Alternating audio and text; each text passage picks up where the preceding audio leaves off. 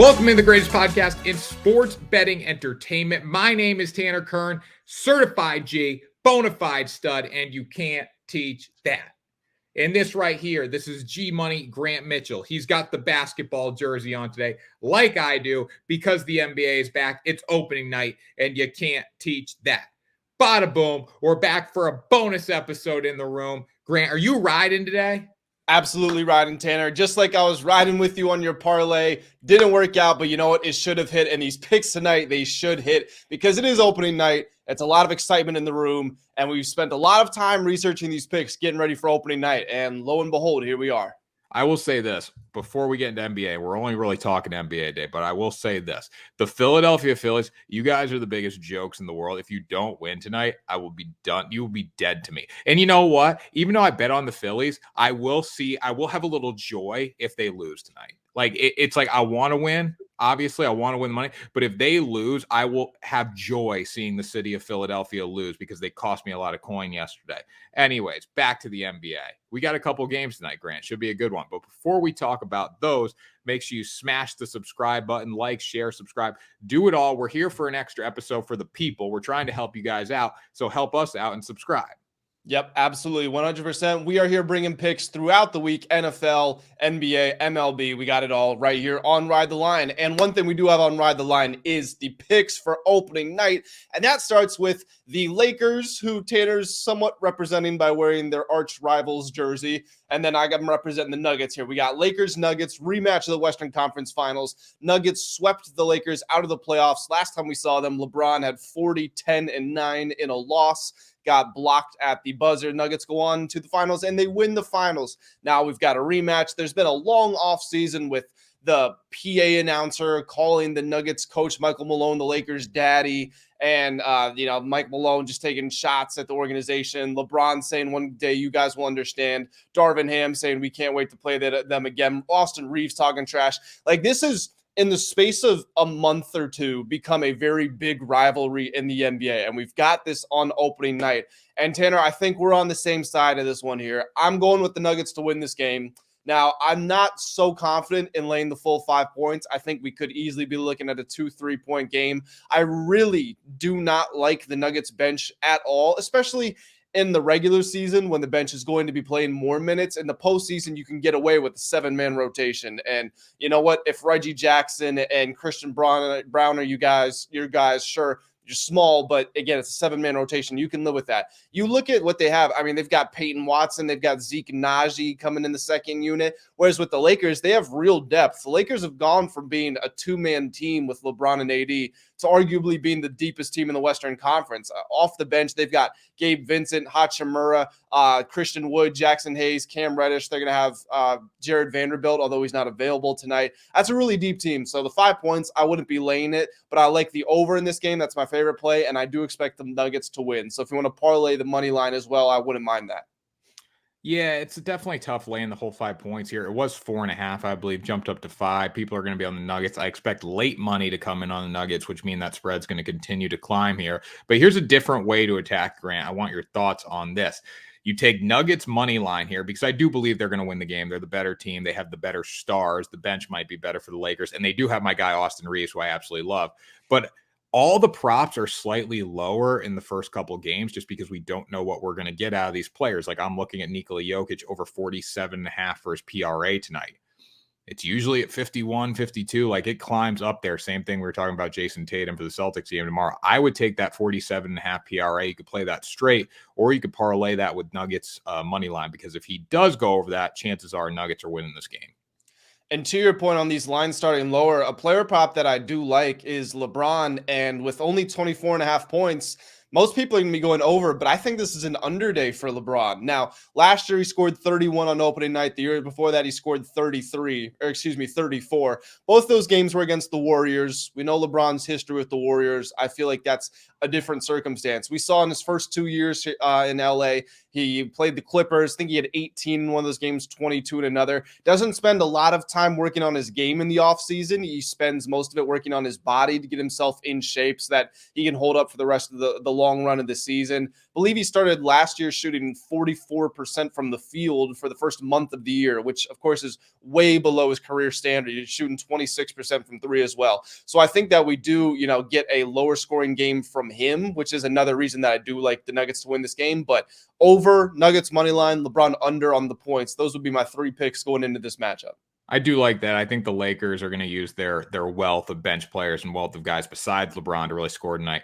I like Austin Reeves to have a big night too. Why? I don't know. I just like him. Black jersey. No, that's a black very good play because he was with Team USA in the summer. It's just from the clips of him in scrimmage and just interviews, he seems to be taking on a more vocal role. He's been one of the main guys. LeBron and AD are at that point in their career where they don't engage in a whole lot of off-court trash talk. Austin Reeves has been the guy saying, "Yeah, I want to play the Nuggets again. I'm ready to see them." So I think Reeves could absolutely have a big night. That's the official mascot of white frat boys. So yeah, 100%. We talked about it. There are a lot of white frat boy heroes. The Lakers had one in Alex Caruso, and Austin Reeves is now holding the torch. He's on the mantle.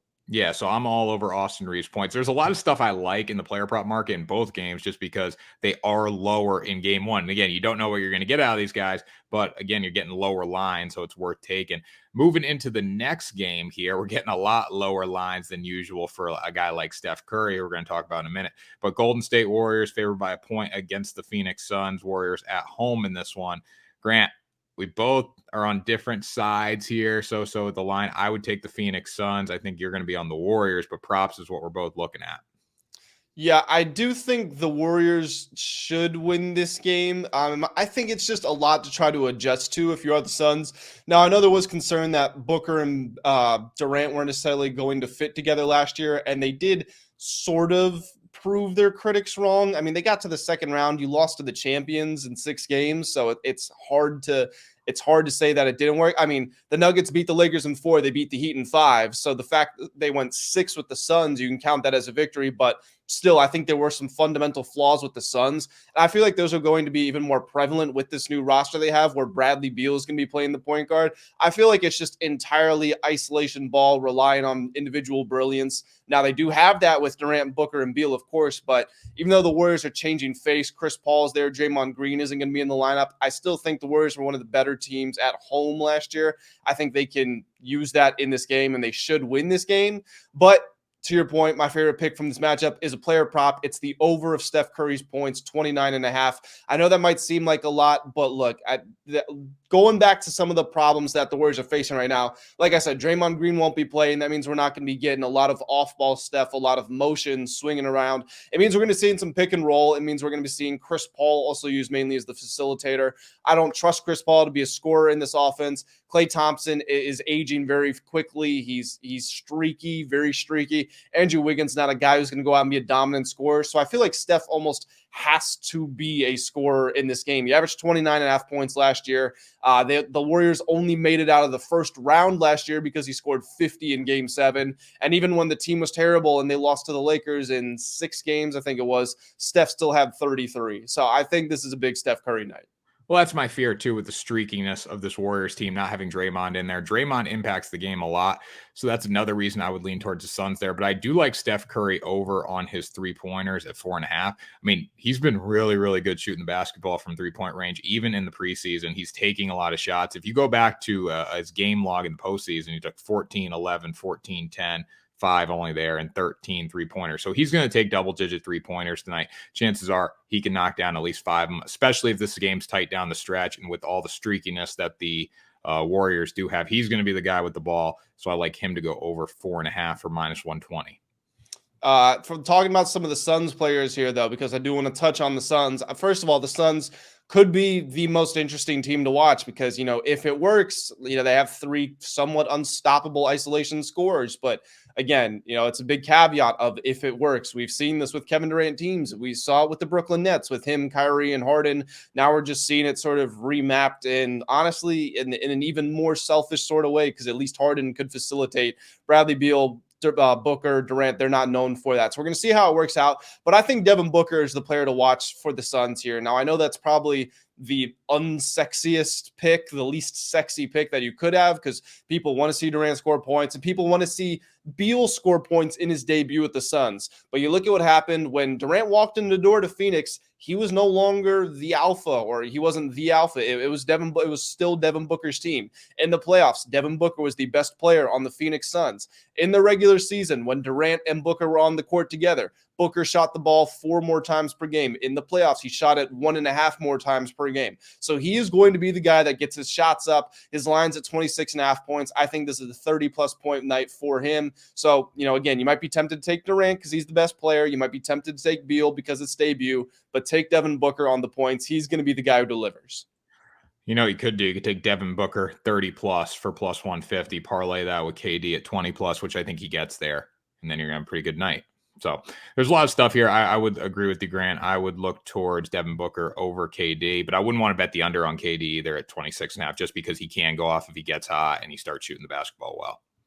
Yeah, the Suns are going to be one of the toughest teams to bet from a player prop perspective, because any night it could be their night.